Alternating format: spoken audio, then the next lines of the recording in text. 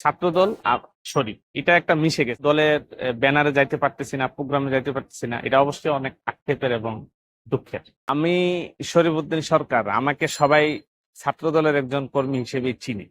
যে আমাকে আমার ব্যক্তিগত পরিচিতি ক্যাম্পাসে যেমনটা, এর চেয়েও বেশি হচ্ছে ছাত্রদলের একজন কর্মী হিসেবে আমার পরিচিতিটা অনেক বেশি। আপনারা জানেন যে যখন শেখ হাসিনার সময় ছিল, ঢাকা বিশ্ববিদ্যালয়ের যেসব গ্রুপগুলোতে ছাত্রদল, বিএনপি বা জিয়া পরিবারের বিরুদ্ধে নেরেটিভ ছড়ানো হতো বিভিন্ন, তো ওগুলোর বিরুদ্ধে আমি সবসময় সোচ্চার ছিলাম।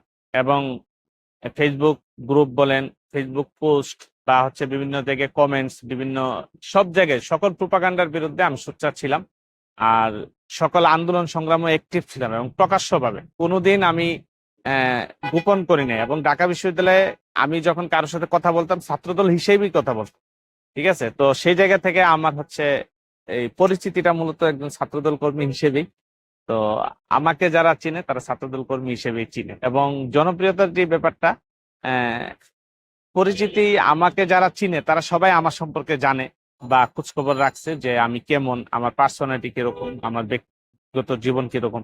তো সেই জায়গা থেকে সবাই মনে করে যে আমার হচ্ছে মানে মানুষের তো নানান ধরনের ভুল থাকতে পারে, এটা স্বাভাবিক।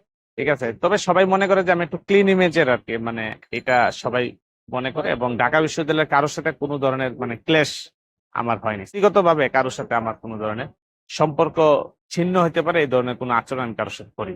আমি যখন ক্যাম্পাসে ঘুরে বেড়াই, আমার দলের সিনিয়র জুনিয়রদের সাথে আমার দেখা হয়, আমি খুব মিস করি সেই দিনগুলো। মনে চায় যে আমি সেই আগের মতো মিছিলে যাই, ঢাকাটা কি করি, ঠিক আছে, বা আমি সামনে দাঁড়াই।